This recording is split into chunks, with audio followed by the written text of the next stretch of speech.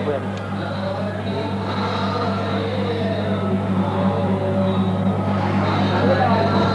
ہاں یہاں لگا لیں وہاں سامنے لگا لیں یہاں لگا لیں کیونکہ یہاں ایم پیٹ والے بھی آئیں گے اور بھی آئیں گے یہاں پر جگہ بھی بات ہے چھوٹی ببلی اس کی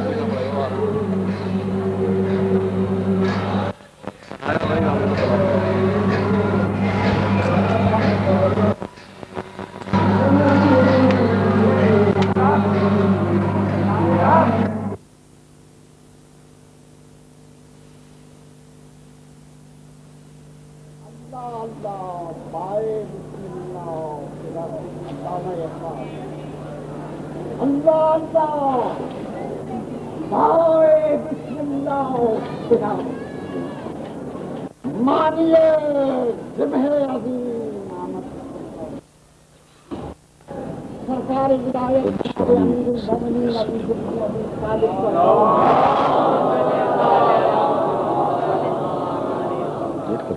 انا نقطۃ تحت الباب، میں وہ نقطہ ہوں جو بے کے نیچے کا ہے. بسم اللہ بسم اللہ. درود پڑھے محمد و آل محمد. کلام الہی کا ایسنس سورہ الحمد ہے. تمام سورہ الحمد کا ایسنس بسم اللہ الرحمن الرحیم ہے. تمام بسم اللہ الرحمن الرحیم کا محبت بے ہے اور تمام بے کا محبت بے کا نقطہ ہے اور میں ہوں. درود پڑھے محمد و آل محمد. بے کے نقطے کو حذف کرنے سے کیا بنتا ہے؟ بے کے نقطے کو حذف کرنے سے کیا بنتا ہے؟ عالم الغیب ہے اللہ، وہی جانتا ہے. بے کے نقطے سے جب بن کر کے ہے قرآن بنا، بے کے نقطے سے تو بن کر کے ہے قرآن بنا. کوئی پہچانے نہ پہچانے وہ پہچانتا ہے. درود پڑھے محمد.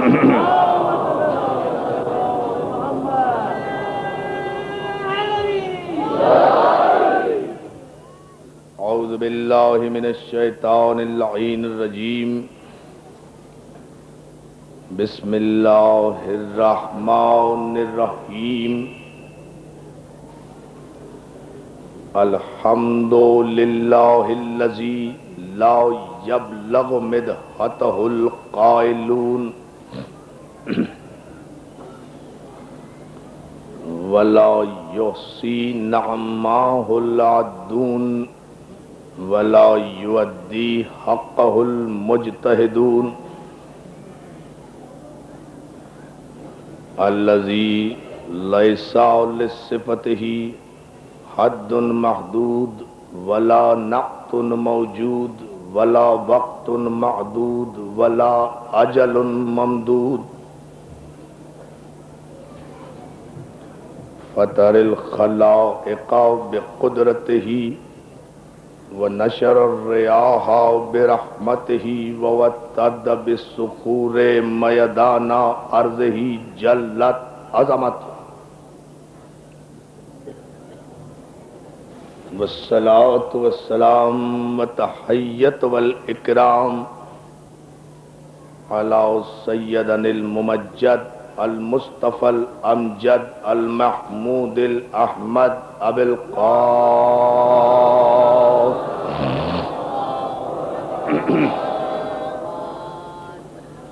وآلہ الطیبین الطاہرین المعصومین المنتجبین المظلومین الذین اذهب اللہ عنہم الرجس وطہرہم تطہیرا.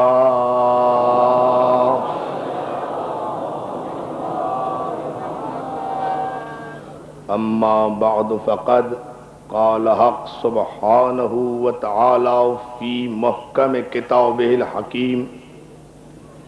بسم اللہ الرحمن الرحیم. قد جاءکم برہان من ربکم وَأَنزَلْنَا إِلَيْكُمْ نُورًا مُبِينًا صلوات۔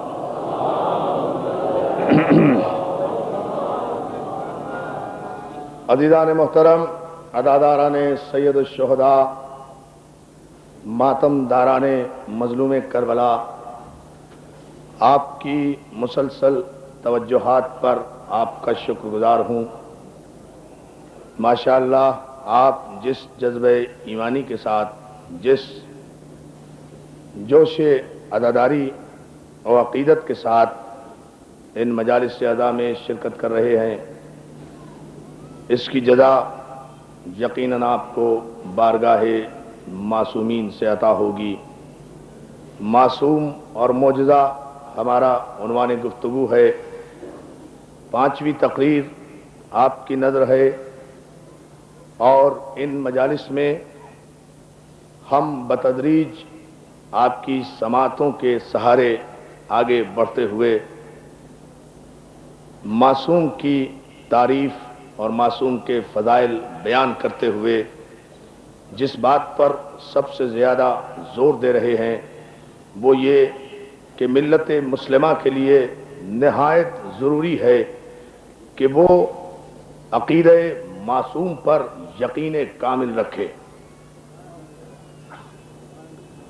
اس لیے کہ سنت الہی کبھی تبدیل نہیں ہوتی، قانون قدرت کبھی بدلتا نہیں، لن تجد لسنت اللہ تبدیلا، اور تم اللہ کے قوانین میں کبھی کوئی تبدیلی نہیں پاؤ گے۔ اللہ کا قانون بدلتا نہیں ہے، اللہ کے قانون میں کوئی تبدیلی نہیں آتی، اس لیے کہ اس کا قانون نقص علم کی بنیاد پر نہیں ہوتا، کمال علم کی بنیاد پر ہوتا ہے، اور جو قوانین بھی کمال علم کی بنیاد سے ہوں وہ کبھی تبدیل نہیں ہوا کرتے۔ جب اس نے یہ سنت قائم کر دی، جب اس نے یہ قانون بنا دیا کہ ہم جسے ہادی بنائیں گے اسے معصوم بنائیں گے، جسے معصوم بنائیں گے اسے صاحب اعجاز قرار دیں گے، تاکہ دنیا کی ساری قوتیں مل کر بھی اگر اس کی عصمت اور اس کی ہدایت کی مخالفت پر کمر بستہ ہو جائیں تو وہ اپنی قوت عصمت سے اور اپنی قوت اعجاز سے ان باطل قوتوں کے سر جھکا کر حق کو غالب کر دے۔ صلوات بھیجے محمد علیہ وسلم۔ یہ ہے خلاصہ ہماری ان تقاریر کا جو آپ کی سماعتوں کی نظر کی گئی۔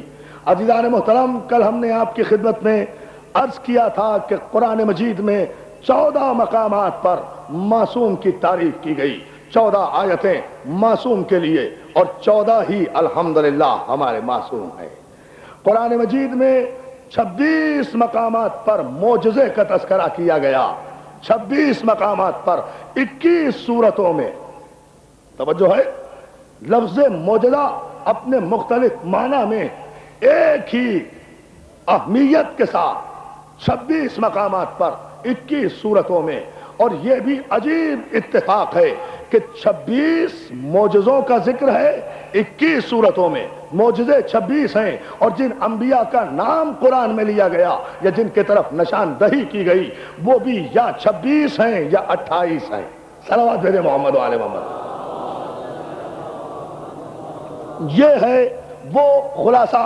تو جس معجزے پر قدرت نے اتنی زیادہ گفتگو فرمائی ہو، جس علم پر اور جس عقیدے کو پہچانوانے کے لیے، پہنچانے کے لیے اللہ نے اس قدر شدت اختیار فرمائی ہو، کیا ملت مسلمہ پر یہ واجب نہیں ہے کہ اس شدت کو محسوس کریں، اس کیفیت کو پہچانیں کہ معصوم کے انکار کرنے سے اور معجزے کے انکار کرنے سے نہ ہدایت باقی رہتی ہے نہ شریعت باقی رہتی ہے۔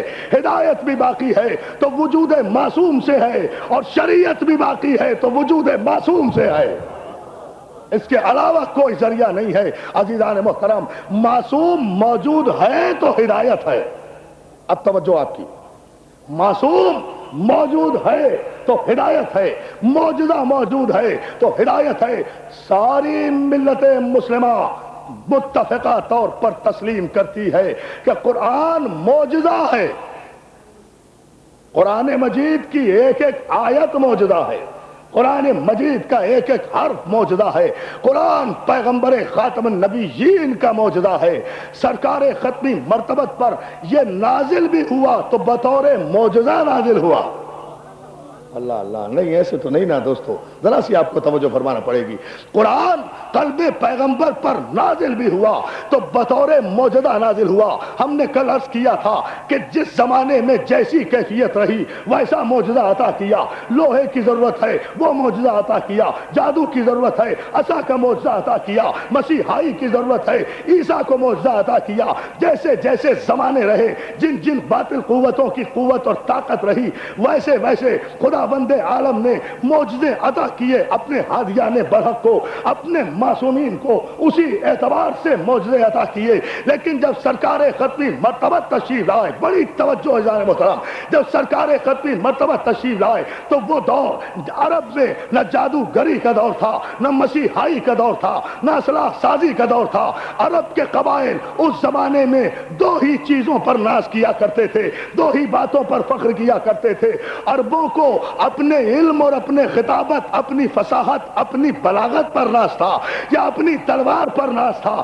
عرب سمجھتے تھے ہم سے بڑا تلوار کا دھنی کوئی نہیں ہے، عرب سمجھتے تھے کہ ہم سے بڑا تقریر کرنے والا کوئی نہیں ہے، باقی سب گونگے ہیں، سارا عجم گونگا ہے، صرف عربوں کے پاس زبان ہے، یہی بولنا چاہتے ہیں، فصیح بھی یہی ہے، بلیغ بھی یہی ہے، شاعر بھی انہی میں تھے، سب معلقات کے ادب بھی انہی کے پاس ہیں، عربک لٹریچر بھی ان کے پاس تھا۔ اب آپ اندازہ کیجئے اتنے پڑھے لکھے تھے یہ سارے عرب کہ ان سارے عربوں میں سب سے پڑھے لکھے کا نام ابو جہل تھا۔ ارے توجہ توجہ توجہ ذرا اندازہ تو فرمائیے، مل کر درود بھیج لینا محمد والے محمد۔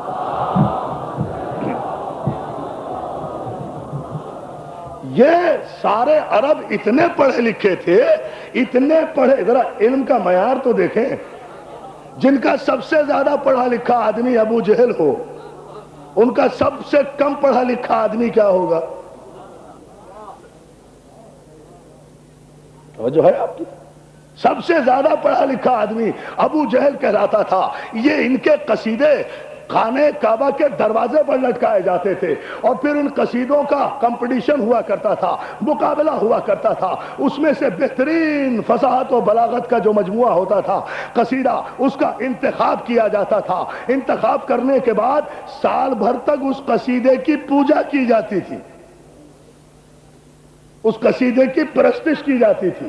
یہ عالم تھا وہاں کے علم کا اور علمی ذوق کا، وہاں کی فصاحتوں کا، وہاں کی بلاغتوں کا۔ تو یہ دور مسیحائی کا نہیں تھا، جادوگری کا نہیں تھا، اسلحہ سازی کا نہیں تھا، جنوں کا نہیں تھا، دور تھا یا تو تلوار کا دور تھا یا زبان کا دور تھا۔ تو پیغمبر اسلام کو خداوند عالم نے اپنے اس انبیاء و مرسلین کے وارث نبی کو جہاں سارے انبیوں کے معجزوں کا خلاصہ عطا کیا، وہاں ان دونوں باطل قوتوں کے توڑ کے لیے دو معجزے عطا کیے۔ عربوں کے خطاب کے جواب میں قرآن جیسی کتاب بھیجی، عربوں کی تلوار کے جواب میں ذوالفقار جیسی تیغ بھیجی۔ یا علی یا علی، دیکھیں اس انداز سے معجزے آئے۔ عربوں کے خطاب کے جواب میں قرآن آیا، عربوں کی تلوار کے جواب میں ذوالفقار آئی۔ قرآن کیا کہتا ہوا آیا؟ قرآن چیلنج کرتا ہوا آیا، ان کنتم فی ریب مما نزلنا علی عبدنا فاتوا بسورۃ من مثلہ۔ اگر تم سمجھتے ہو کہ یہ قرآن کلام الہی نہیں ہے اور تم سمجھتے ہو کہ یہ کسی بندے کا کلام ہے تو تم بھی تو بہت بڑے شاعر ہو، سارے عرب والے مل کر اس قرآن کی ایک سورت کا جواب لے آؤ۔ توجہ، ان کنتم فی ریب مما نزلنا علی عبدنا، اگر تمہیں یہ ریب ہے، یہ شک ہے، یہ گمان ہے کہ یہ اللہ کا کلام نہیں ہے تو تم سارے عرب والے مل کر اس قرآن کی ایک سورت کا جواب لے آؤ۔ میں آگے چل کے بتاؤں گا کہ اس کا جواب وہ لا سکے یا نہیں لا سکے. ابھی تو اس تمہید سے ذرا گزر جاؤ کہ اس کتاب کا ایک جواب لے کر آؤ. اور دوسرا موجودہ عزیزان محترم جو تلوار کی صورت میں نازل کیا باطل کی قوتوں کو توڑنے کے لیے, ان کی تلواروں کی باڑ موڑنے کے لیے, تو وہ بھی بغیر کسی حوالے کے نہیں بھیجا. قرآن میں آیت بھی دی کہ وَأَنزَلْنَا الْحَدِيدَ فِيهِ بَأْسٌ شَدِيدٌ, اور ہم نے ایک ایسا لوہا آسمان سے نازل کیا ہے جو کافروں کے لیے شدید ہے. اور جبریل, بس فرق یہ ہے آج جب جبریل آیتیں لے کر آتے تھے تو خاموشی سے آتے تھے, جب علی کی تلوار لے کر آئے تو عرش پر چلاتے ہوئے آئے کہ شاہ مردہ, شیر یزدہ, قوت پروردگار, لا فتح الا علی, لا سیف الا ذوالفقار. یہ ہوئے ہیں پیمانے, اس انداز سے اعلان کرتے ہوئے آئے.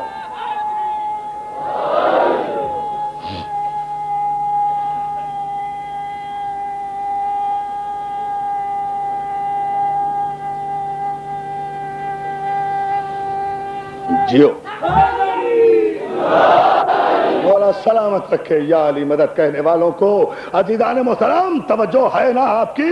قرآن بھیجا عربوں کے خطاب کے جواب میں, تلوار بھیجی, اور یہی نہیں مسئلہ جس پر ہم مسلسل گفتگو کر رہے ہیں وہ یہ کہ یہ جتنے انبیاء ما سبق آئے یہ سب میرے رسول کی پیشوائی کے لیے آئے, ان کے لیے ماحول کو تیار کرنے کے لیے آئے, دنیا کو سجانے کے لیے آئے, ظرف بشریت میں اتنی وسعت پیدا کرنے کے لیے آئے کہ جب یہ بشیر و نذیر آئے تو دنیا اس کے کلام کو سمجھ سکے, اس قابل ہو جائے. عزیزان محترم موسیٰ آئے محدود سلطنت لے کر, عیسیٰ آئے محدود سلطنتیں اور محدود نبوتیں لے کر, سلیمان آئے, داؤد آئے, اسحاق آئے, سارے انبیاء آئے, سب برحق ہیں, سب پر ہمارا ایمان ہے. ہم کہتے آ رہے ہیں مسلسل سب علیہ السلام ہیں, اس لیے کہ جو بھی خدا کی جانب سے ہوگا اس پر ہمارا ایمان ہوگا. ہاں نہیں توجہ فرمائی جملے پر, جو بھی خدا کی جانب سے ہوگا اس پر ہمارا ایمان ہوگا. یہ ہمارا عقیدہ ہے, ہمارا ایمان ہے. جتنے انبیاء آئے سب برحق ہیں, لیکن آخر میں وہ آیا جو اول میں تھا. اب بڑی توجہ, آخر میں وہ آیا جو اول میں تھا. کس راستے سے آیا؟ من المرسلین. راستہ کیا ہے اس کا؟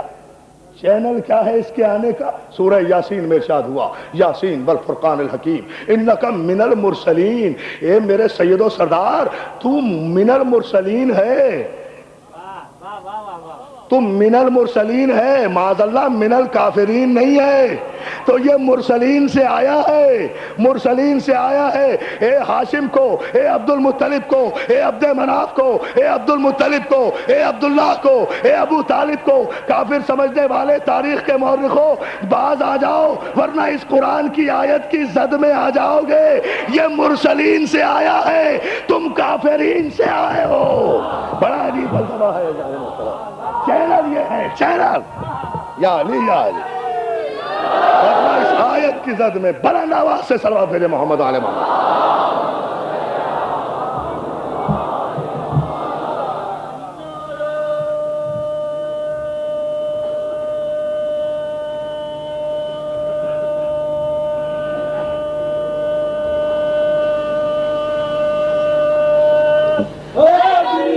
جیو جزاک اللہ. توجہ ہے نا عزیزان محترم, یہ سب سے آخر میں وہ آیا جو سب سے اول میں تھا.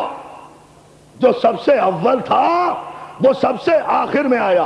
کس چینل سے آیا؟ مرسلین کے چینل سے آیا, اسلاب طاہرہ سے آیا, ارحام مطہرہ کی طرف آیا. کبھی آدم کی زمین میں چمکا, کبھی نوح کو زندگی عطا کرتا ہوا آیا, کبھی ابراہیم کو لباس خلت پہناتا ہوا آیا, یوسف کو حسن دیتا ہوا آیا, یعقوب کو گریہ دیتا ہوا آیا, سلیمان کو سلطنت عطا کرتا ہوا آیا, ہر پہلو کو روشن کرتا ہوا آیا, ہر گوشے نبوت کو اجاگر کرتا ہوا آیا. جب پہنچا صلب ابراہیم میں تو عبدیت, نبوت, رسالت, خلت, امامت اپنے نقطہ کمال پر پہنچ کر ابراہیم میں جمع ہو گئی. ہاں اندازہ تو فرمائیں, صلوات بھیجیں آپ تو میں آج کروں گا. دیکھیں یہ کلیا. اب اس جملے پر میں آپ حضرات کی پوری توجہ چاہوں گا. اب جب ابراہیم کے صلب میں ابھی تک ایک ہے, ابھی تک ایک ہے، بلا فصل ہے، ظاہری فاصلہ بھی نہیں ہوا، صلب بھی نہیں بدلا، اتنا فاصلہ بھی مشیت نے گوارا نہیں کیا۔ اب آیا جب صلب ابراہیم میں آیا تو خدا نے ابراہیم کو سارے کمالات عطا کر دیے۔ ابراہیم کو کیا کیا کمال عطا کیے؟ عبد بنایا، نبی بنایا، رسول بنایا، خلیل بنایا، امام بنایا، عبد بنایا، عبد بنایا، نبی بنایا، رسول بنایا، خلیل بنایا، مگر جب امام بنایا تو کہا وَإِذِ ابْتَلَىٰ إِبْرَاهِيمَ رَبُّهُ بِكَلِمَاتٍ فَأَتَمَّهُنَّ قَالَ إِنِّي جَاعِلُكَ لِلنَّاسِ إِمَامًا قَالَ وَمِن ذُرِّيَّتِي قَالَ لَا يَنَالُ عَهْدِ الظَّالِمِينَ۔ اللہ نے امتحان لیا ابراہیم کا، اور جب ابراہیم امتحان میں 100% کامیاب ہو گئے تو ارشاد ہوا إِنِّي جَاعِلُكَ لِلنَّاسِ إِمَامًا۔ سورہ مبارک بقرہ قرآن مجید کا پہلا سورہ ہے، سورہ حمد کے بعد طویل ترین سورہ ہے جس میں ابراہیم کی امامت کا اعلان کیا گیا۔ ابراہیم ہم نے تمہیں ناس کا امام بنایا۔ نہیں، مجھے صرف آیت تو نہیں پڑھنا تھی، مجھے تو کچھ عرض کرنا تھا۔ انی جاعلک للناس اماما، ہم نے تمہیں ناس کا امام مقرر کیا۔ قانون قدرت کا پتہ چل گیا کہ اب جب تک ناس ہے تب تک امام ہے۔ اللہ اللہ، بہت بڑا مسئلہ ہے اگر آپ توجہ فرما لیں۔ جب تک ناس ہے، جب تک ناس ہے، آخری آدمی تک توجہ، پورا جملہ مکمل کر رہا ہوں۔ اب جب تک زمین و آسمان میں ناس ہے، ناس ہے، تب تک من جانب اللہ امام ہے اور ذریت ابراہیم میں ہے۔ اب جو امام معصوم کے قائل ہیں وہ ناس ہیں، جو امام کے منکر ہیں وہ ستیہ ناس ہیں۔ پیمانے پھر یوں ہوں گے، گفتگو پھر یوں ہوگی۔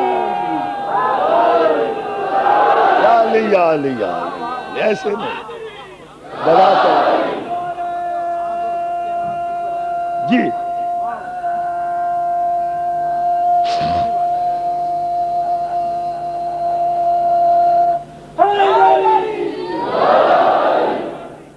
بلند ترین صلوات عظمت آدم آؤ۔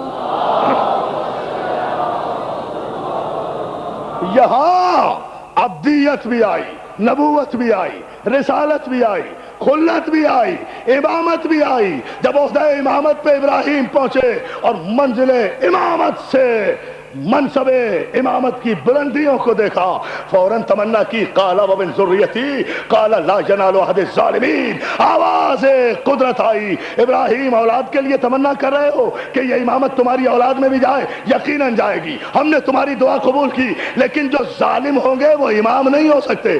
جو ظالم ہو وہ امام نہیں ہو سکتا، جو ظالم ہو وہ امام نہیں ہو سکتا۔ یعنی جو ظالم ہو، یہ قرآن کا فیصلہ ہے، خدا کے لیے توجہ کیجئے، جو ظالم ہو وہ امام نہیں ہو سکتا، جو ظالم ہو وہ امام نہیں ہو سکتا، جو ظالم ہو وہ امام نہیں ہو سکتا، جو امام نہ ہو وہ شہید نہیں ہو سکتا، مر جاتا ہے۔ یہ ہے وہ بنیاد، یہ ہے وہ بنیاد حقیقی جس پر آپ توجہ فرمائیں۔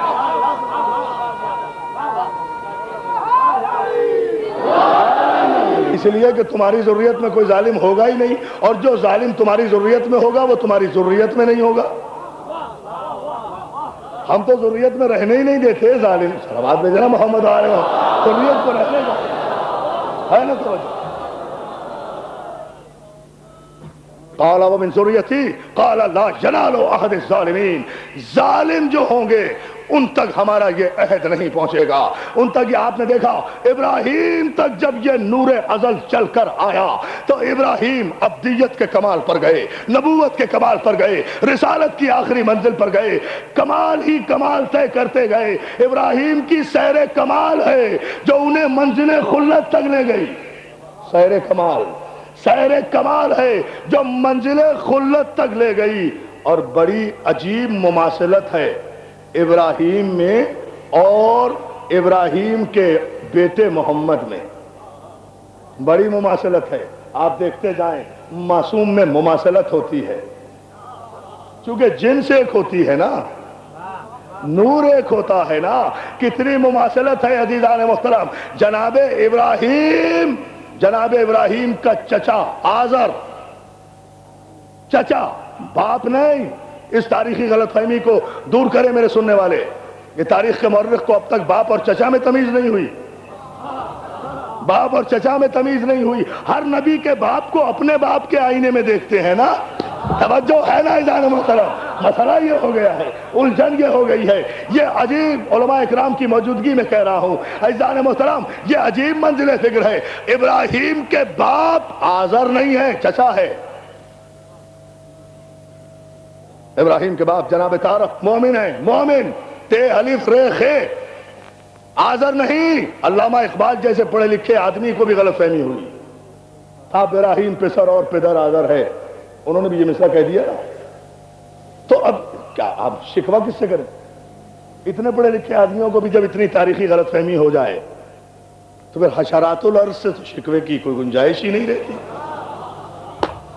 توجہ ہے نا جان محترم؟ تو جناب ابراہیم کی مماثلت پیغمبر دیکھیں، ابراہیم عبد بھی، نبی بھی، رسول بھی، خلیل بھی، امام بھی۔ ابراہیم کا چچا آزر بت پرست بھی، بت فروش بھی، بت گر بھی،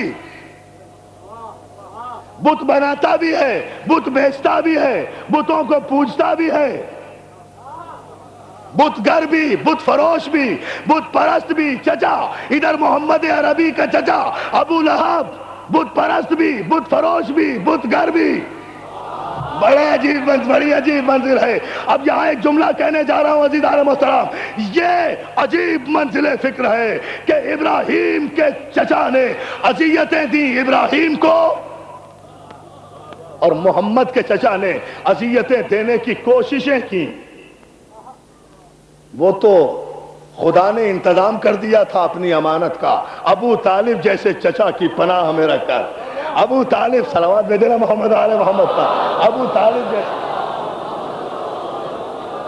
چچا کی پناہ میں رکھ کر اہتمام۔ لیکن میں پھر وہی کہہ رہا ہوں، یہ ابراہیم کی عصمت و طہارت ہے کہ ابراہیم نبی بھی ہیں، رسول بھی ہیں، خلیل بھی ہیں، امام بھی ہیں، صاحب معجزہ بھی ہیں۔ ابراہیم کا ایک معجزہ نہیں، تاریخ میں 18 معجزے جناب ابراہیم کے ملتے ہیں۔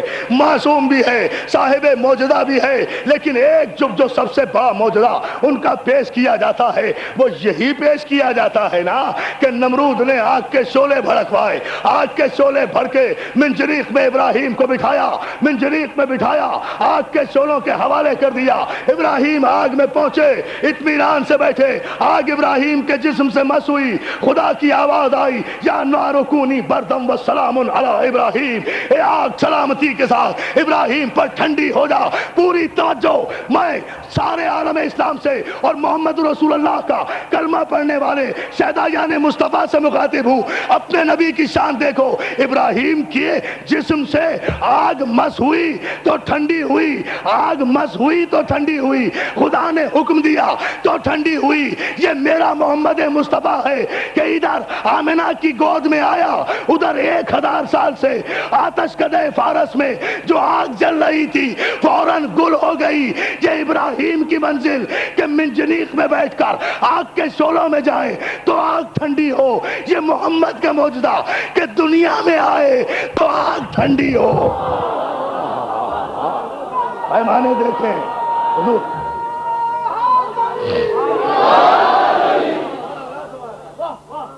صلوات بھیجیے بابا سے بلند۔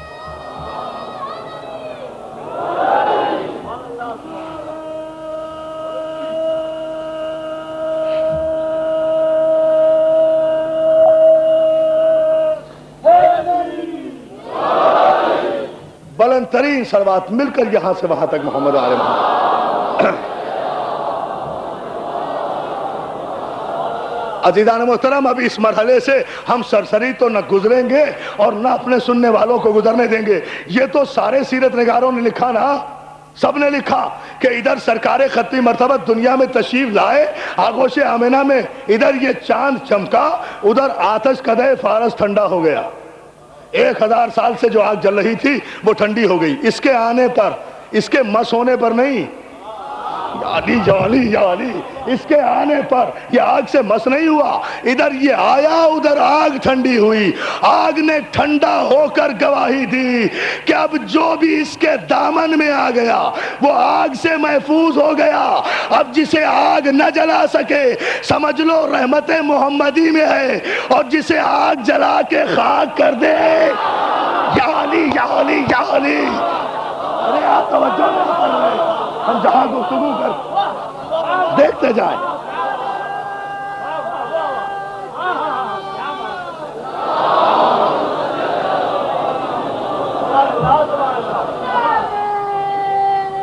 سمجھے ایک دم موقع ہے۔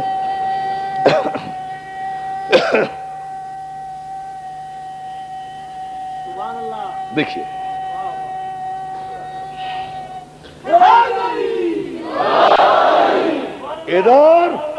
ادھر آگ، ادھر رحمت کا مجسمہ آیا، ادھر نور ازل آیا، ادھر آگ ٹھنڈی ہوئی۔ معجزہ، تخلیق پر معجزہ، آمد پر معجزہ، آمد پر معجزہ۔ میں سیرت نگاروں کی خدمت میں عرض کروں گا، خدا کے لیے آگے نہ بڑھیں، ذرا مجھے یہاں رک کر ٹھہر کر یہ سوال بتا کر جائیں کہ اگر یہ سب سے آخر میں آیا اور 40 برس کے بعد نبی بنا ہے تو یہ معجزہ کس لیے لکھا؟ بہت توجہ، بہت توجہ، بہت توجہ عزیزان محترم، یہ کس لیے لکھا؟ یہ معجزہ بتاتے جائیے نا۔ پھر یہ معجزہ کس لیے لکھا؟ کیا کسی بچے کی پیدائش پر آگ ٹھنڈی ہوئی؟ جب نہیں ہوئی تو تسلیم کرو کہ یہ محمد نہیں پیدا ہوا، معصوم آیا، معصوم آیا، معصوم آیا۔ دیکھیں نا کتنی واضح بات کر رہا ہوں تاکہ کسی مسلمان بھائی کے ذہن میں کوئی کنفیوژن نہ ہو۔ تمام سیرت نگاروں نے لکھا، شبلی نعمانی سے لے کر مولانا مودودی تک ہر ایک نے تحریر کیا ہے، یہ آیا تو آتش کدے فارس ٹھنڈا ہوا۔ ایک نہیں دو معجزے اس کے آنے پر ظاہر ہوئے۔ آیا تو آگ ٹھنڈی ہوئی، آیا تو قصر قیصر کے 14 مینارے گرے۔ پتہ نہیں گن کر بتائے ہیں تاریخ نے 14۔ یا علی یا علی یا علی، مولا انہیں جگہ، مولا انہیں جگہ۔ میں معصومین کی عظمت بیان کر رہا ہوں، گن کر تاریخ کے مورخ نے کسی نے نہ 12 لکھے نہ 13 نہ 11 لکھے نہ 10 نہ 15 لکھے نہ 17، سب نے کہا یہ آیا تو 14 کنگرے قصر باطل کے گرے، باطل کے محل کے 14 مینار گرے، یعنی آنے والے نے آتے ہی بتا دیا اکیلا نہیں آیا، 14 لایا، 14 لایا ہوں۔ ہر باطل کو غلط کرے گا، اکیلا نہیں آیا، نام نہیں آیا، دیکھیں دیکھتے چلے جا۔ اللہ علی علی علی علی، بس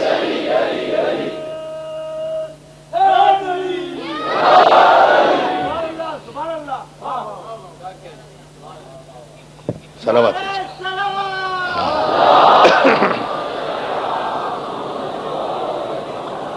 تو دوستو یہ معصوم کا یہ معجزہ تخلیق پر ہوا نا، تخلیق پر ہوا، اور یہ آیا آتے ہی ہوا نا، خود بخود ہوا، آگ ٹھنڈی ہوئی خود بخود اس کے آنے پر،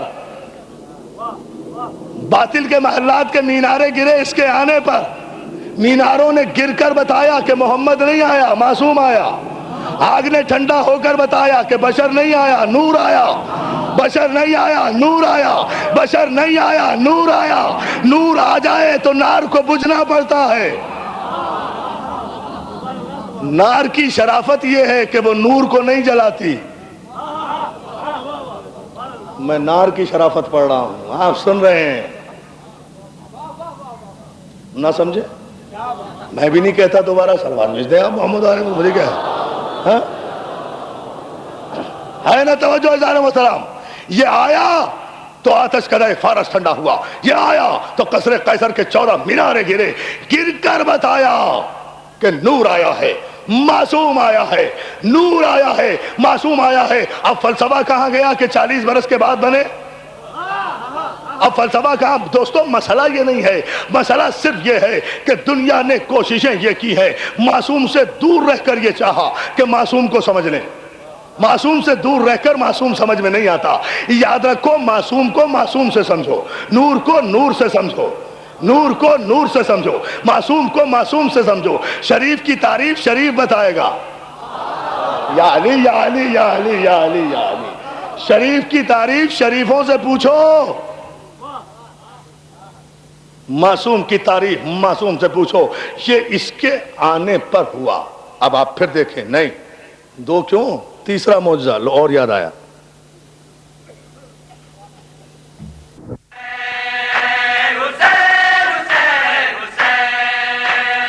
اس سال کی ہماری یعنی حسینی کیسٹ سینٹر کی پیشکش بہترین نوحہ حضرات کا بے مثال مجموعہ، جیسے رضی رضوی، حسن صادق، ندیم سرور، ناصر زیدی، خرم عرفان اور انجمن الذوالفقار کے نقی ذکی اور ساتھی۔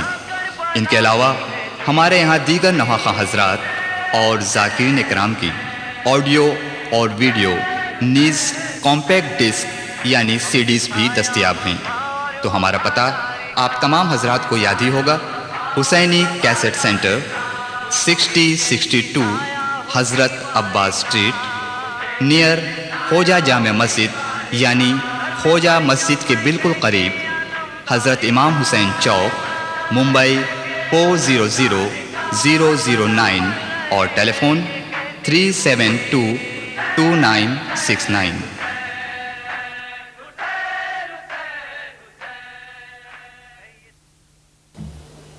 سارے مسلمانوں نے لکھا ہے، دیکھ لیں ابھی جا کر، گھر جا کر سیرت النبی شبلی نعمانی کی۔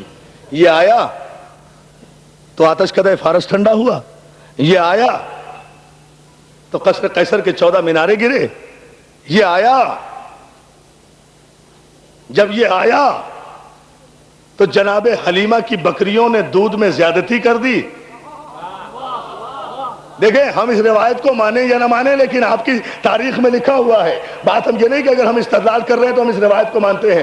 اگر یہ حلیمہ کی گود میں گئے تو ان کی بکریوں کے دودھ میں برکت شروع ہو گئی۔ حلیمہ کے پستان میں دودھ نہیں تھا، آپ نے دہن اقدس لگایا بقول سیرت نگار کے تو دودھ کے چشمے داری ہو گئے۔ اس سے پہلے حلیمہ کا دودھ خشک تھا، سوکھا ہوا تھا۔ اگر اس روایت کو تھوڑی دیر کے لیے صحیح مان لوں، پھر بھی میرے معصوم کے معجزے کو مانو۔ قدرت نے حلیمہ کا دودھ ہی خشک کر دیا تاکہ کوئی جھوٹا منہ اسے لگنے نہ پائے، جھوٹا منہ اسے لگنے نہ پائے۔ یہاں تک تو احتیاط کی ہے۔ اللہ اللہ اللہ، اندازہ کیجئے، سمجھتے چلے جائیے۔ اس انداز سے میں نے کہا نا کہ میری روایت کو ضروری نہیں ہے کہ ہم اپنے عقیدے کے مطابق مانیں، لیکن جب استدلال کر رہے ہیں تو جہاں سے بھی شرف معصوم ظاہر ہو رہا ہے، یہاں سے بھی عظمت معصوم پیدا ہو ظاہر ہو رہی ہے۔ اور بڑھا، بہت توجہ، اور بڑھا، ابھی 8 برس کی عمر ہوئی ہے، دنیاوی عمر، ورنہ اس کی عمر تو دنیا کی عمر سے بھی بہت بڑی۔ اس کے سن و سال کا تو کوئی اندازہ کر ہی نہیں سکتا، لیکن دنیاوی عمر 8 برس کی ہوئی تو کافروں نے گواہی دی ابو طالب یہ عجیب بچہ ہے، جب چلتا ہے تو عرب کی جھلسا دینے والی گرمی میں جب یہ چلتا ہے تو ابر کا ایک ٹکڑا اس کے سر پہ سایہ کیے رہتا۔ اب جو ہے نا محترم، صلوات بھیجے محمد علیہ محمد۔ اب دیکھتے چلے جائیں اور تجزیے کرتے چلے جائیں اس عظمت پیغمبر۔ جب یہ چلے تو ابر ساتھ چلے، جب یہ چلے تو ابر کا ٹکڑا ساتھ چلے، اور جب اس رسالت کے بچپن نے اپنی جوانی میں قدم رکھا۔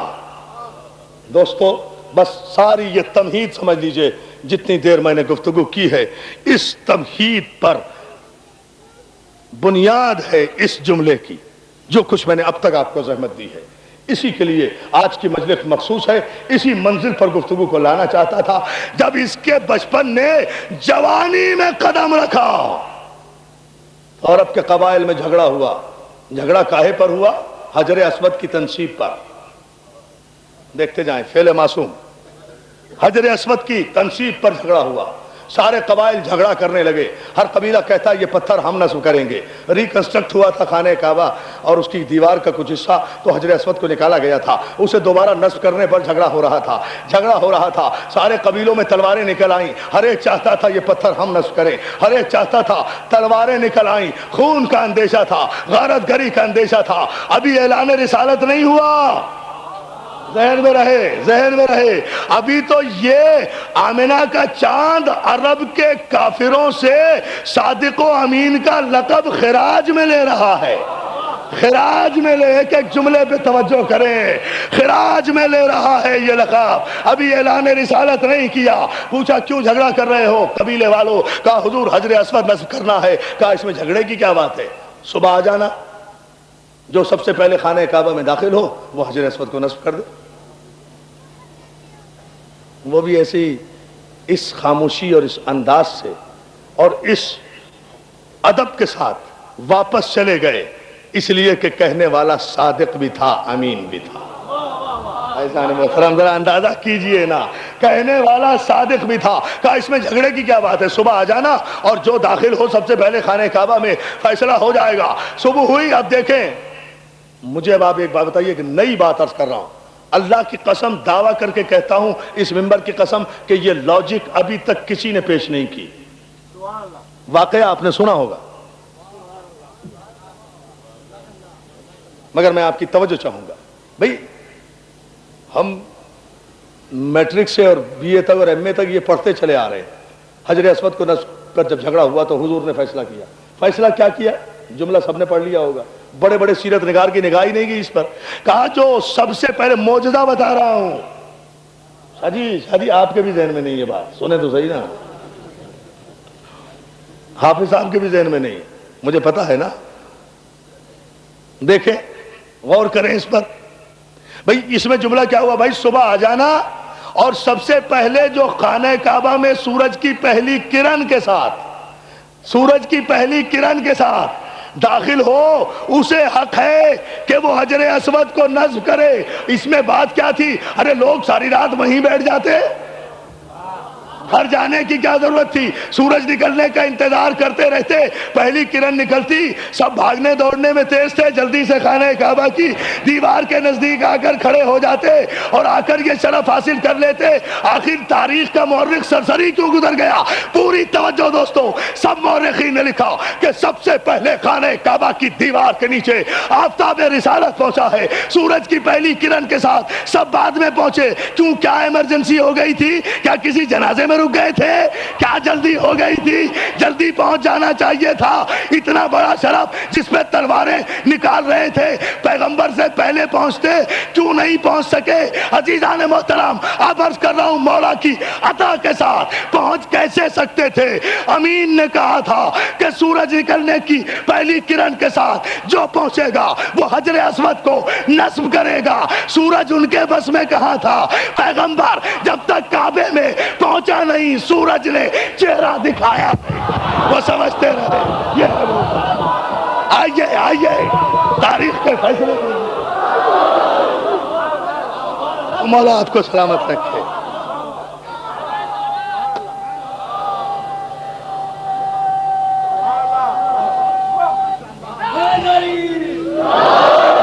یا علی، ہم کیا کریں، ہمارے بچوں کی آوازیں بھی بیٹھ گئی ہیں، یہ بیٹھے ہیں صغیر صاحب، ان سے سبحان اللہ بھی نہیں ہو رہا۔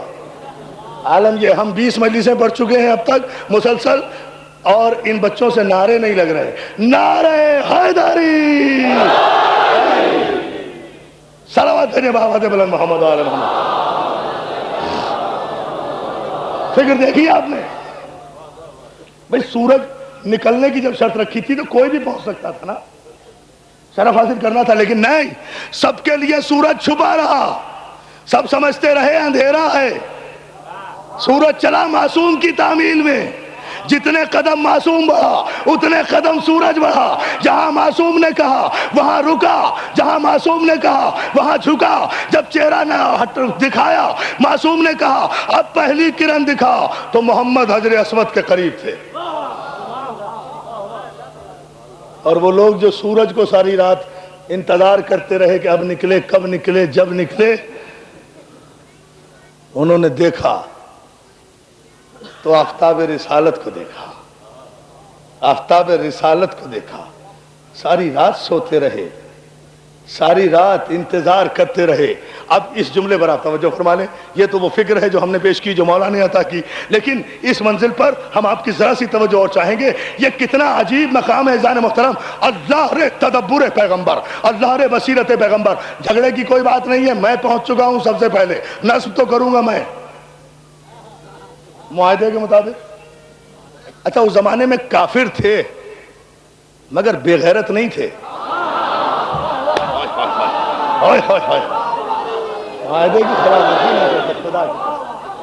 کافر تھے مگر بے غیرت نہیں تھے، معاہدے کی خلاف ورزی نہیں کرتے تھے۔ یا علی یا علی یا علی یا علی،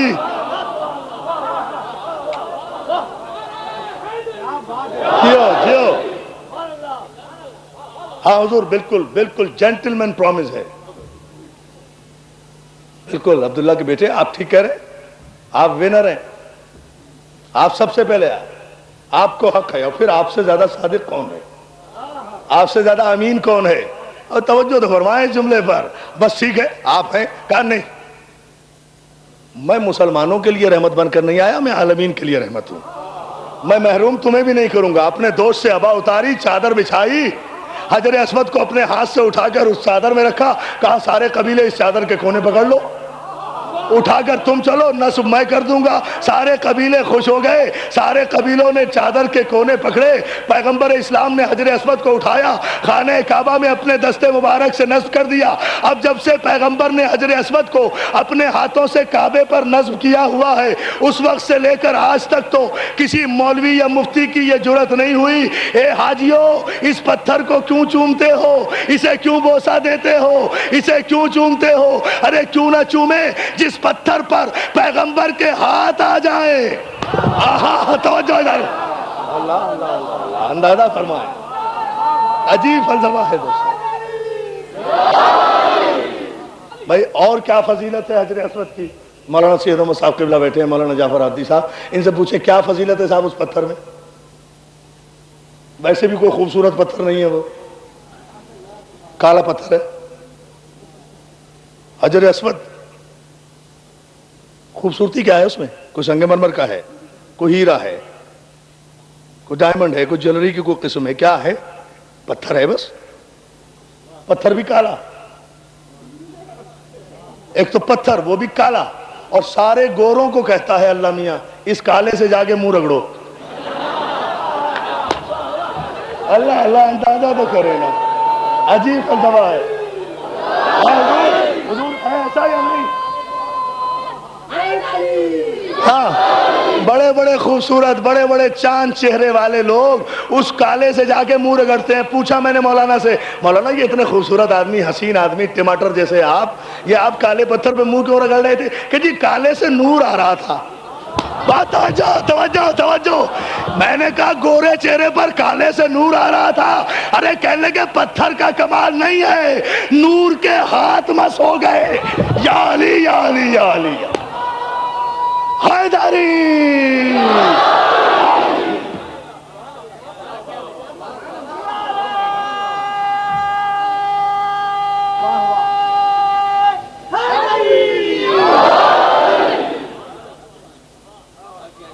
کالا پتھر ہے، ہر ایک پہ واجب ہے کہ ضرور جائے، کسی کا حاجی مکمل نہیں ہوتا۔ بھئی کیا فضیلت ہے؟ فضیلت کچھ نہیں ہے، فضیلت یہ ہے کہ 3 معصومین نے اسے مس کیا۔ اس پتھر کو یا آدم نے نصب کیا، یا ابراہیم نے نصب کیا، یا پیغمبر اسلام نے نصب کیا۔ توجہ ہے نا عزیزان محترم؟ معصوم جس پتھر کو نصب کر دے، یا علی۔ دوستو تقریر میرے اختتامی مرحلے میں، اور قیامت کی منزل پہ انشاءاللہ مولا کی مدد سے گفتگو چھوڑوں گا۔ اگر آپ نے توجہ فرما لی، یا آدم نے اسے نصب کیا، یا ابراہیم نے اسے نصب کیا، یا سرکار مصطفیٰ نے اسے نصب کیا، ایک معمولی سے پتھر کو اپنے دستے مبارک سے اگر محمد مصطفیٰ نصب کر دے تو کسی کی عبادت اس وقت تک مکمل نہیں ہوتی جب تک اس پتھر کو بوسہ نہ دے لے۔ اگر حاجیوں کے حج کی وجہ سے، رش کی وجہ سے پتھر تک نہ جا سکو تو مولانا سے پوچھو، یہ حکم ہے کہ دور سے پتھر کی طرف اشارہ کر کے اپنا ہاتھ چوم لو۔ ہے نا حضور؟ اندازہ تو کریں، اپنا ہاتھ یعنی پتھر کی طرف رخ کر کے اپنا ہاتھ چوم لیا تو پتھر کے سارے تبرکات سمٹ کر آپ کی ہتھیلی میں آ گئے. ہائے ہائے ہائے ہائے، توجہ توجہ توجہ توجہ توجہ عزیزان محترم، یہ ہے معصوم کی عظمت کہ اتنا حکم ہے. حج مکمل نہیں ہوتا اگر اس پتھر کو بوسہ نہ دو جس نے نبی کے ہاتھوں کو بوسہ دیا. جس نے نبی کے ہاتھوں کو بوسہ دیا وہ پتھر کو اگر آپ بوسہ نہ دیں آپ کی عبادت مکمل نہیں ہوتی. اب پتھر کا رنگ نہیں دیکھنا ہے، اس کی قیمت نہیں دیکھنی ہے، اس کی نسبت دیکھنا ہے کہ معصوم کے ہاتھوں سے نصب ہوا ہے. تو رسول اللہ، اگر مسلمان بھائی میری گفتگو سنیں بڑے دل کی گہرائیوں سے میرا یہ جملہ آپ اپنی نفسیات میں انڈیلیے اور جا کر سوچئے. بوتراب امام بارگاہ کی 5 محرم کی مجلس سے تاریخی فیصلہ دے رہا ہوں آپ کی خدمت میں. توجہ فرمائیں تمام مسلمان بھائی، جس پتھر کو نبی نصب کر دے 90 کروڑ مسلمانوں کو کوئی اعتراض نہیں ہوتا کہ اس پتھر کو چاہے چومے، چاہے پوجے، چاہے سر جھکائے، چاہے منہ سے ملے، چونکہ پتھر نبی نے نصب کیا ہے. پتھر نصب کر دے تو سب مانتے ہیں علی کو مولا بنا دے. نصب کس نے کیا؟ یا علی یا علی.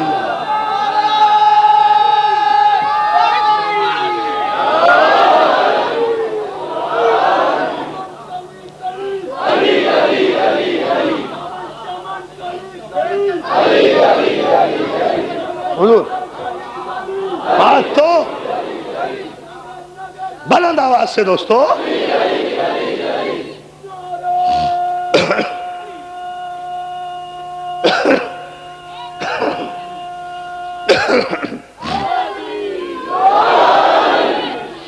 پتھر کو اگر نبی نصب کر دے تو وہ واجب الاحترام ہے.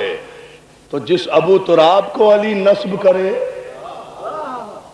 اور ہاتھوں سے مس نہ کرے بلکہ ہاتھوں پہ اٹھائے، ہاتھوں سے انشاءاللہ عرض کروں گا 7ویں 8ویں مجلس میں غدیر کے موقع پر جب نعمتیں تمام ہوں گی، جب معجزے تمام ہوں گے، اس منزل پر انشاءاللہ مولا نے طاقت دی تو وہ واقعات عرض کروں گا. اب تو وہاں جانے کا وقت بھی نہیں رہا، مضمون زیادہ پھیل جاتا ہے، وقت کم ہوتا ہے، لیکن صرف اس آپ کا ذوق سماعت آمادہ کرتا رہتا ہے کہ گفتگو کو بڑھایا جاتا رہے. عزیزان محترم، پتھر کو نبی نے نصب کیا. جس پتھر کو، بے جان پتھر ہے نا، نبی نصب کریں وہ تو عبادت کے لائق. اس پتھر میں نبی تو نہیں ہے.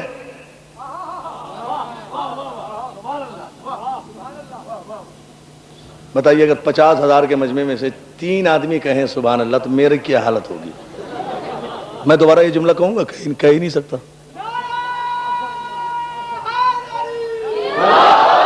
آپ پھر اندازہ کیجئے، مولا آپ کو سلامت رکھے.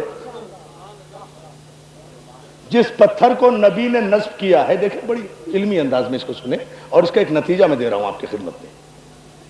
میں اپنے بہت سے مضمون کو مجھے وقت کی کمی کی وجہ سے چھوڑنا پڑ رہا ہے، لیکن یہ ایک نتیجہ میں دے رہا ہوں آپ کی خدمت میں. وہ مضمون انشاءاللہ کل عرض کروں گا. جس پتھر کو نبی نے نصب کیا اس پتھر میں نبی تو نہیں ہے، صرف دستے مبارک کے نبوت مس ہوا ہے نا. مجھے میرے مسلمان بھائی کیوں نہیں بتاتے، آخر تاریخ کا مورخ کیوں نہیں بتاتا کہ جس پتھر کو نبی کعبے میں نصب کر دے اسے چومنا بھی جائز، اس کے آگے سر جھکانا بھی جائز، چونکہ نبی نے نصب کیا ہے، بس اور کوئی بات نہیں ہے. توجہ توجہ، یا اور کوئی بات ہو تو وہ مجھے سمجھا دے.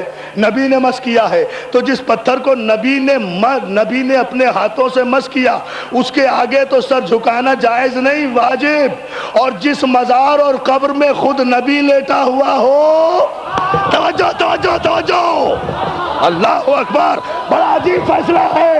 دیکھیں، نہیں نہیں نہیں کہہ لو، ایسے نہیں، تاریخ کے فیصلے لو. نعرہ تکبیر، نعرہ رسالت، نعرہ حیدری، بلند ترین صلوات. فیصلے لیتے ہیں اس پتھر میں تو نہیں. دور دیکھیں اور آپ کو سلامت رکھے.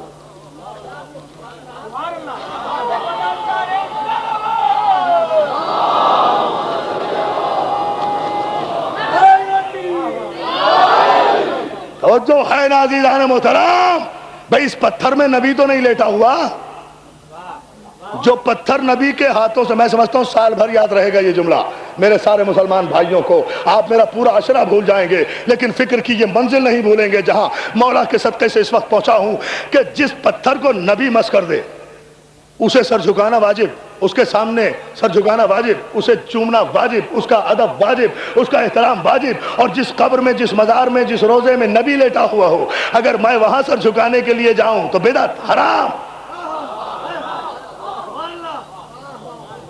اللہ اللہ اللہ اللہ، معصوم کے منکرو، معجزے کے منکرو، سبق لو، عبرت حاصل کرو۔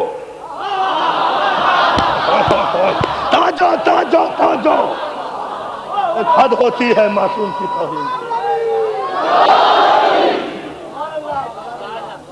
معصوم کی بے حرمتیاں کرتے ہو، معجزوں کے انکار کرتے ہو، غرور شاہی اور غرور تخت و تاج میں اتنے فرعون مت بنو، اتنے فرعون مت بنو، معصوم کے روزے پر نہ جائیں، پتھر کو چومیں، عبادت، جس نے نصب کیا اس کی جالی کو بوسہ دیں، بدعت، تمہارا ہاتھ چومیں تو ریال کی دولت دے دو، لا لا لا لا لا لا لا، تمہارے ہاتھ جا کر چومیں، تمہارے دربار میں سر جھکائیں تو عزتیں ملیں، ریال کی دولتیں ملیں، اور جس کی جوتی کے صدقے میں تم عرب کی بھیڑیں چرانے والے عرب کے جاہل بدوؤں کو تیل بیچنے کے نتیجے میں دولت میسر آ گئی، جس کی جوتیوں کے صدقے میں اس نبی کے روزے پر جائیں تو بدعت۔ میں کہتا ہوں ارد گرد کے حالات سے عبرت حاصل کرتے رہو، کہیں ایسا نہ ہو کہ تمہاری داستان تک بھی نہ ہوگی۔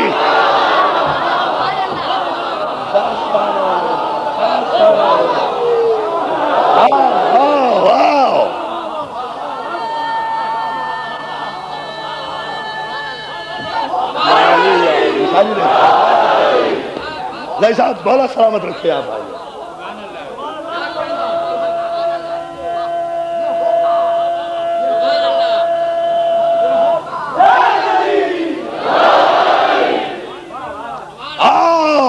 انشاءاللہ کل یہاں سے گفتگو کو آگے بڑھاؤں گا۔ عزیزان محترم، پیغام ہے ملت مسلمہ کے لیے، ہمارے مذہب میں کہ محمد سے وفا تو نے تو ہم تیرے ہیں، جو محمد سے بے وفائی کرے ہمارے مذہب میں اس کی کوئی عزت نہیں ہے، خواہ وہ کل کا فرعون ہو یا آج کا فرعون۔ ہمارے یہاں عزت کا پیمانہ صرف محمد مصطفیٰ کی غلامی ہے، صرف معصوم کی غلامی ہے، صرف معجزے کا اقرار ہے۔ میرے دشمن کو بھی اگر پیش کرو میرے سامنے اور کہو کہ یہ معصوم کو مانتا ہے، یہ معجزے کو مانتا ہے، میں اس کی جوتیاں اٹھانے کو تیار ہوں۔ ہمارے مذہب میں معصوم اور معجزے کی اہمیت یہ ہے، اور جو معصوم اور معجزے کا منکر ہے اس کے لیے ہمارے مذہب میں، ہمارے دل میں، ہمارے دماغ میں، ہماری نفسیات میں، ہمارے جذبات میں، ہمارے احساسات میں کوئی گنجائش نہ تھی، نہ ہے، نہ ہوگی۔ It should be very clear, very clear. Without any mental reservation میں کہہ رہا ہوں۔ آؤ حسین کی مجلسوں میں آؤ، دیکھو معصوم کی عظمت کیا ہے، یہ معصوم کا دربار ہے، دیکھو معصوم کے معجزے دیکھو، یہاں آؤ، ان مجلسوں کا ادب دیکھو، اس کا احترام دیکھو، اس کا تقدس دیکھو۔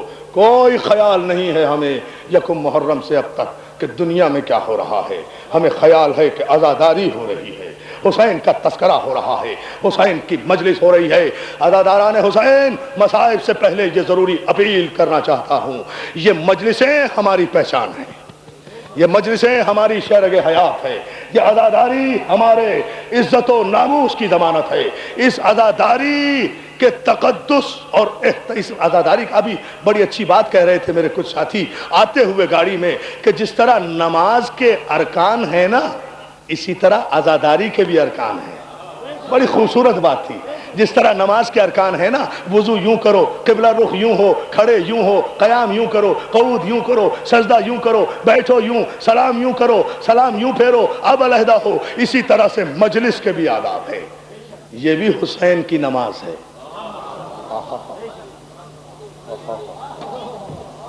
ہاں ہاں اس مجلس کا احترام کرو عزیز، اس طرح سے آؤ ان امام بارگاہوں میں جہاں جہاں بھی مجلسیں ہو رہی ہیں، جو جو بھی ذاکر پڑھ رہا ہے، خدا کے لیے تماشا نہ بناؤ،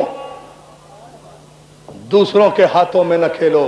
دشمن پہلے ہی سخت ترین نظر رکھے ہوئے ہے، دشمن چاہتا ہے کہ یہ عزاداری ختم ہو جائے، دشمن چاہتا ہے کہ یہ مجالس ختم ہو جائیں۔ غلطی انسانوں سے ہوتی ہے، عزاداری کو نقصان کیوں؟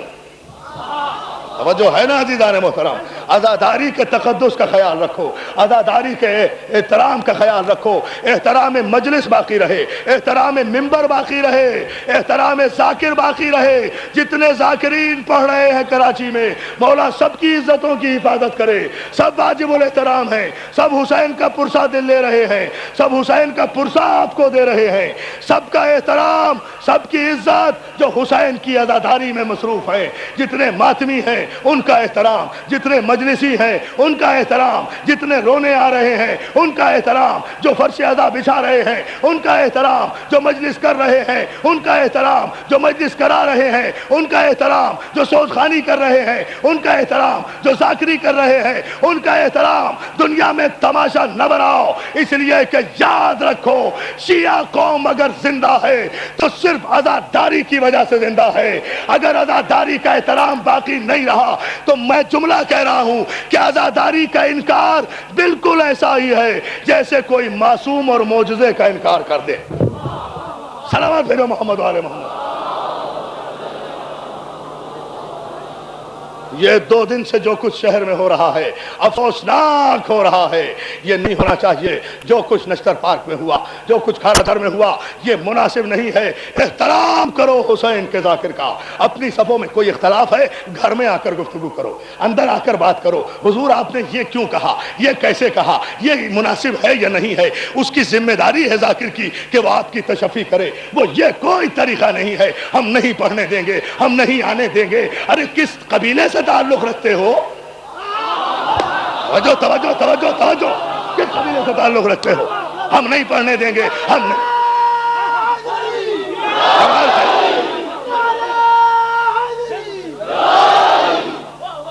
انسان ہے، انسان سے کوئی غلط جملہ بھی نکل سکتا ہے، کوئی غلطی بھی ہو سکتی ہے۔ اس کا مطلب یہ تو نہیں کہ آپ ذاکر حسین کی توہین کرنے لگے۔ آپ کو شاید اندازہ نہیں، چوتھے امام اللہ جانے اس مجمع میں کہاں بیٹھے ہوں گے۔ ذاکر منبر پہ بیٹھا ہے۔ کچھ سوچا کرو، تمہارے عقیدے اگر ختم ہو گئے تو باقی کیا رہ جائے گا؟ کسی کی کوئی عزت نہیں ہے۔ جس کی بھی عزت ہے حسین کے ذکر کے صدقے میں ہے بس۔ حسین سے ہٹ کر، حسین سے کٹ کر، حسین سے بچ کر، حسین کی عزاداری کو برباد کر کے اگر یہ چاہو کہ کسی کی عزت باقی رہ جائے گی تو احمقوں کی جنت میں رہتے ہو۔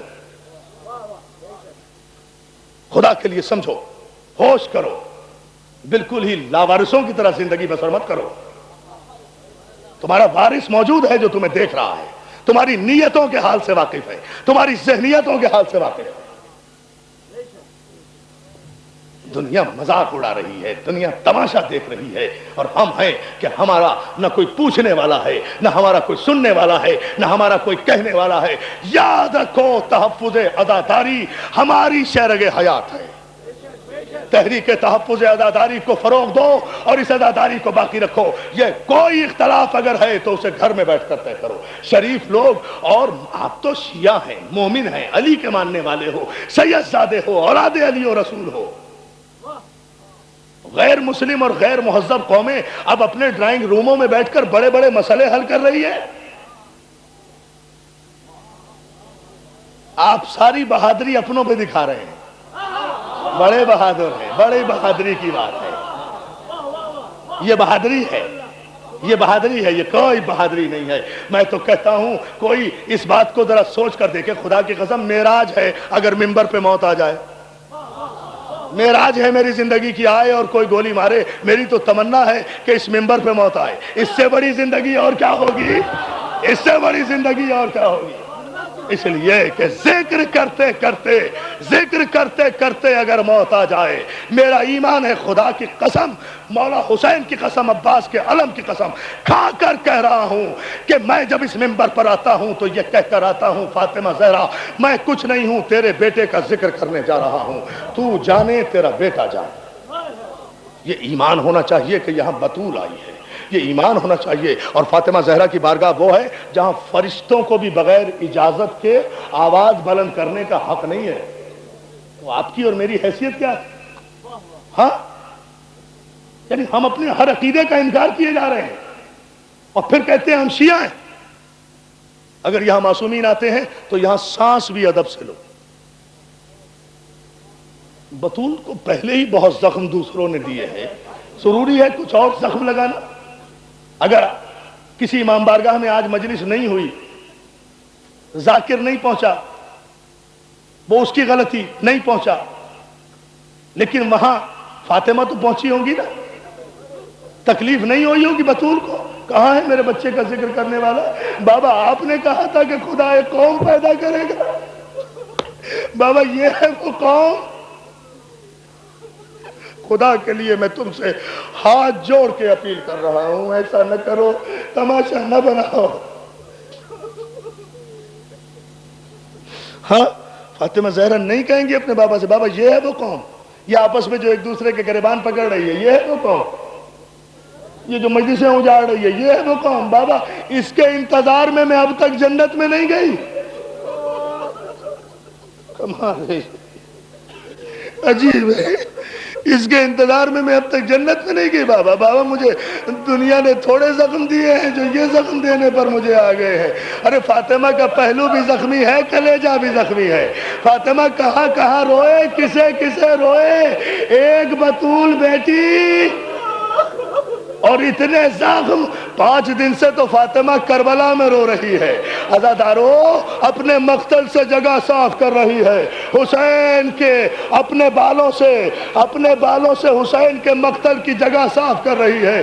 یہاں گرے گا میرا بیٹا، یہاں گرے گا میرا اکبر، یہاں گرے گا میرا عباس، یہاں گرے گا میرا قاسم، یہاں گرے گا میرا آن و محمد۔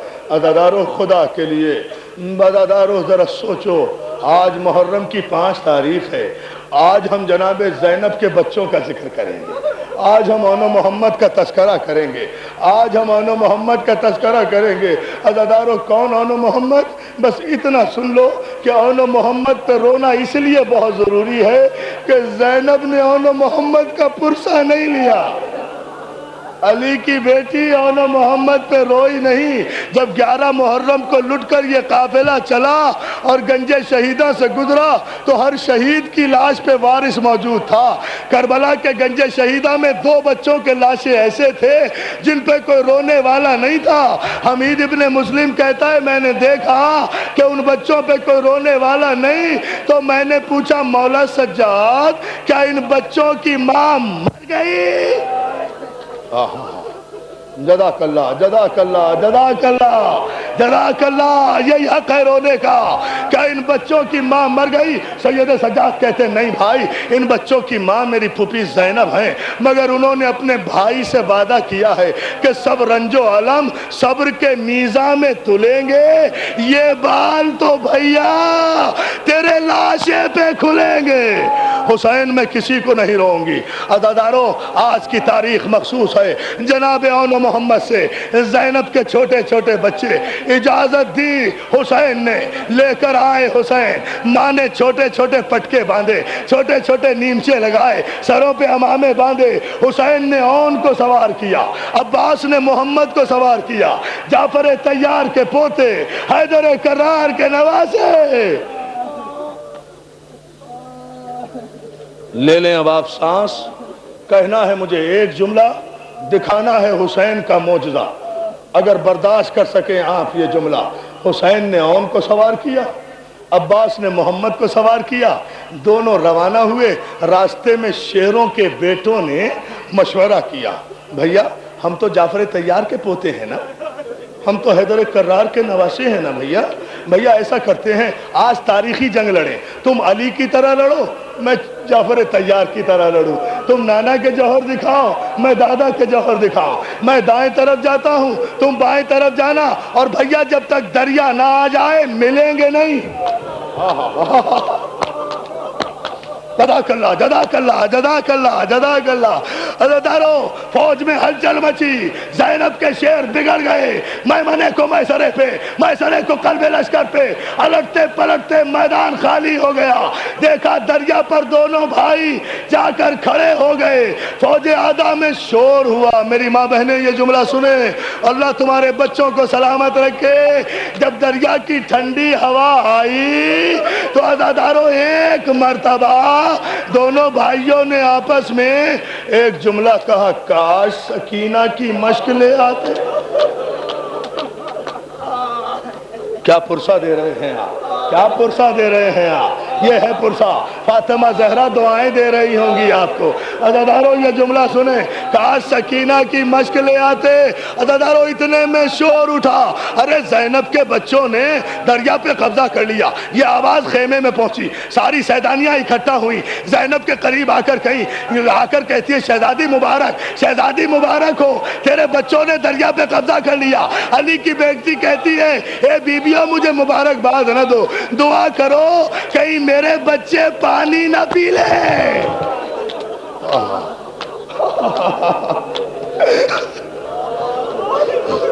جزاک اللہ جزاک اللہ، مولا تمہیں سلامت رکھے۔ کیا پرسہ دے رہے ہیں، ہاتھ نہ جوڑو، پھر روتے رہو روتے رہو، بہت بڑی قیامت کی منزل ہے، کہیں میرے بچے پانی نہ پی لیں۔ ادھر اون و محمد زخموں سے چور چور ہوئے، مختصر کیا میں نے مصائب کو، ادھر چور چور ہوئے زخموں سے، گھوڑوں سے گرے۔ عباس اور حسین پہنچے، جا کر دیکھا، بس یہ جملہ عزیزدارو ایک جملے کے لیے مصائب پڑھ رہا تھا، اون و محمد کو حسین اور غازی نے جا کے دیکھا، زینب کے دلارے خون میں نہائے ہوئے، اس طرح ایڑیاں رگڑ رہے ہیں کہ پیشانی کا خون ایڑیوں سے بہ رہا ہے۔ کیا سن لیا آپ نے عزیزدارو، پیشانی کا خون عزیزدارو ایڑیوں سے بہ رہا ہے۔ حسین پہنچے، عباس پہنچے، آ کر آواز دی، اونو محمد، حسین آ گیا بیٹا، عباس آ گئے بیٹے۔ میرے نوجوان سنیں، چھوٹے چھوٹے بچوں نے اپنے خون بھرے ہاتھ اٹھائے، خون بھرے ہاتھ اٹھائے، بڑے ماموں سلام، چھوٹے ماموں سلام، بڑے ماموں سلام، چھوٹے ماموں جان سلام۔ پھر آنکھوں سے اشارہ کیا، ماموں جان ہمارے قریب ہو جائیے۔ حسین اون پہ جھکے، محمد پہ عباس جھکے، دونوں بچوں کے لب ہلے، ساتھ میں دونوں کے ہاتھ اٹھے۔ اب سکون سے جملہ سن لینا، اون کے لب ہلے، محمد کے لب ہلے، دونوں بچوں نے ہاتھ اٹھائے، ایک نے حسین کے سر پہ ہاتھ رکھا، ایک نے عباس کے سر پہ ہاتھ رکھا، اور کہا ماموں جان ابھی تک موت کو اس لیے روکا ہوا تھا کہ آپ کے سر کی قسم کھا کر یہ گواہی دے دیں، اماں سے کہہ دینا ہم دریا پہ ضرور گئے تھے مگر ہم نے پانی نہیں پیا، اماں سے کہہ دینا ہم نے اصغر کے بغیر، جزاک اللہ جزاک اللہ، رو ماتم کرو۔ جی بھائی میں پھر پڑھ رہا ہوں، نہیں بیٹا نہیں بیٹا، روکنا نہیں ہے بھائی، نہیں شاہ جی نہیں، دو جملے، ہاں روتے رہو، اس سے بڑی مجلس نہیں ہو سکتی، مقبول ترین مجلس۔ مولا تمہیں سلامت رکھے، مولا تمہارے آنسوؤں کو قبول کرے۔ مامو جان، اچھا میں رک جاتا ہوں، تم دو جملے سن لو۔ مامو جان اماں سے کہہ دینا آپ کے سر کی قسم ہم نے سکینہ کے بغیر پانی نہیں پیا، ہم نے اصغر کے بغیر پانی نہیں پیا۔ عزیزدارو اتنا کہا بچوں کا دم نکل گیا، حسین نے اون کو اٹھایا، سن لو گے جملہ، حسین نے اون کو اٹھایا، عباس نے محمد کو اٹھایا، بچوں کی لاشیں لے کر جیسے ہی در خیمہ پر حسین آئے، آ کر رکے، آ کر آواز دی، زینب تیرے بچوں کی بارات آ گئی، زینب تیرے بچوں کی بارات آ گئی۔ عزیزدارو 18 بھائیوں کی بہن زینب، میری ماں بہنیں تیری غیرت پہ قربان، خیمے کا پردہ اٹھایا نہیں، پردہ مضبوطی سے پکڑ کے کہتی ہے بھیا اس وقت تک اندر نہیں آنے دوں گی جب تک یہ یقین نہ دلا دو انہوں نے پانی تو نہیں پیا۔ جزاک اللہ جزاک اللہ جزاک اللہ جزاک اللہ۔ عزیزدارو دو جملے، دو جملے اور ہاں ہاں ہاں روئے جاؤ اس سے بڑی مجلس تو نہیں ہو سکتی عزادارو، اس سے بڑا رونا اور کیا ہوگا. حسین کہتے ہیں زینب میں امام بن کے قسم کھا رہا ہوں کہ تیرے بچے پیاسے ہیں. عزادار پھر یہ جملہ سن لو، میں امام بن کے قسم کھا رہا ہوں، آنے دے، پردہ اٹھا دے، تیرے بچے پیاسے ہیں. سونگ کر دیکھ لے، تیرے دودھ کی خوشبو آئے گی، پانی کی خوشبو نہیں آئے گی. امام نے جب قسم کھائی نا، زینب نے اٹھایا پردہ اور محمد کو آنے دیا اور پھر کہا بیویو ابھی پرسہ نہ دینا.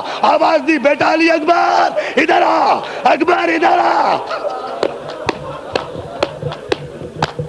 بیٹا علی اکبر. عزادارہ سن لو گے جملہ، اکبر ادھر آ. اکبر آیا، اکبر بیٹھ جا. زینب نے کہا اکبر جی پھوپھی اماں بیٹا بیٹھ جا. عباس جی بہن عباس ادھر آؤ. بھیا اون کو تو اٹھا، محمد کو میں اٹھاتی ہوں. اون کا لاشا عباس نے اٹھایا، محمد کو زینب نے اٹھایا. اکبر کے گرد چکر دینا شروع کیے. پروردگار میرا اکبر سلامت رہے، میں نے اپنے بچے قربان کر دیے. لیلا کا جا